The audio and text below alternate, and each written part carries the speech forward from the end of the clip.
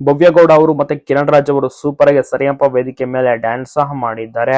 ಈಗ ಸದ್ಯಕ್ಕೆ ಕರ್ಣ ಅಂತ ಹೊಸ ಧಾರಾವಾಹಿ ಸೆಟ್ ಇರುತ್ತದೆ. ಹೌದು, ಶೂಟಿಂಗ್ ಕೂಡ ತುಂಬಾ ಚೆನ್ನಾಗಿ ನಡೀತಿದೆ. ಪ್ರೊಮೋ ಕೂಡ ರಿಲೀಸ್ ಆಗಿದ್ದು ಎಲ್ಲ ಒಂದು ಒಳ್ಳೆ ರೆಸ್ಪಾನ್ಸ್ ಸಿಕ್ಕಿದೆ. ಅತಿ ಹೆಚ್ಚು TRP ಖಂಡಿತವಾಗಿಯೂ ಕೂಡ ಬಂದೇ ಬರುತ್ತೆ. ಯಾಕೆಂದ್ರೆ ಕಿರಣ್ ರಾಜ್ ಮತ್ತೆ ಭವ್ಯ ಅವರು ನಡೆಸಿದ ನಿಜಕ್ಕೂ ಕೂಡ ಜನರು ವೀಕ್ಷಕರು ನೋಡ್ತಾರೆ.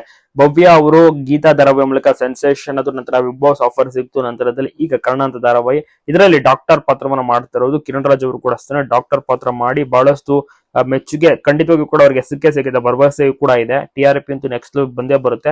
ಕಥೆ ಕೂಡ ತುಂಬಾನೇ ಡಿಫ್ರೆಂಟ್. ಇತಿಹಾಸದಲ್ಲಿ ಮೊದಲ ಬಾರಿಗೆ ರೀತಿಯ ಒಂದು ಪಾತ್ರ, ಡಾಕ್ಟರ್ ಪಾತ್ರ ಧಾರಾವಾಹಿ ಕಥೆ ಶುರುವಾಗ್ತಾ ಇರುವಂತದ್ದು.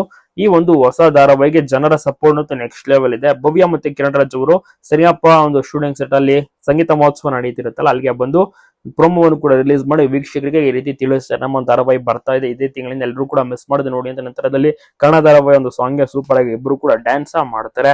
ಜನರಂತೂ ತುಂಬಾನೇ ಎಕ್ಸೈಟೆಡ್ ಆಗಿದ್ದಾರೆ ಒಂದು ಧಾರಾವಾಹಿನ ನೋಡಕ್ಕೆ. ಇನ್ಮೇಲೆ ಪ್ರತಿದಿನ ಧಾರಾವಾಹಿ ಒಂದು ಸಂಜೆ ಟೈಮಿಂಗ್ಸ್ ನಲ್ಲಿ ಪ್ರಸಾರ ಆಗುತ್ತೆ. ಸೊ ಇನ್ನ ದಿನಾಂಕ ರಿವೀಲ್ ಆಗಿಲ್ಲ, ಆದಷ್ಟು ಬೇಗ ಇನ್ನೊಂದು 2 ವಾರಗಳಲ್ಲಿ ಖಂಡಿತವಾಗಿಯೂ ಕೂಡ ಪ್ರೊಮೋ ಜೊತೆಗೆ ಯಾವಾಗ ಧಾರಾವಾಹಿ ಸ್ಟಾರ್ಟ್ ಆಗಿದೆ ಅಂತ ರಿವೀಲ್ ಮಾಡ್ತಾರೆ. ಬಹುಶಃ ಮೇ ಕೊನೆಯಲ್ಲಿ ಒಂದು ಧಾರಾವಾಹಿ ಸ್ಟಾರ್ಟ್ ಆಗುವಂತ ಆಯೋಜನೆ ಇದೆ. ನೋಡ್ಬೇಕಿದೆ ಏನಾಗುತ್ತೆ. ನೀವು ಕೂಡ ನೋಡ್ತೀರಾ, ಸಪೋರ್ಟ್ ಮಾಡ್ತೀರಾ, ತಪ್ಪದೆ ಕಮೆಂಟ್ ಮಾಡಿ. ಕಿರಣ್ ರಾಜ್ ಭವ್ಯ ಕಾಂಬಿನೇಷನ್ ಜೋಡಿ ಅಂತೂ ಸೂಪರ್ ಅಂತಾನೆ ಹೇಳ್ಬೋದು. ಒಟ್ಟಿಗೆ ಸೂಪರ್ ಆಗಿ ಡ್ಯಾನ್ಸ್ ಮಾಡಿದ್ದಾರೆ.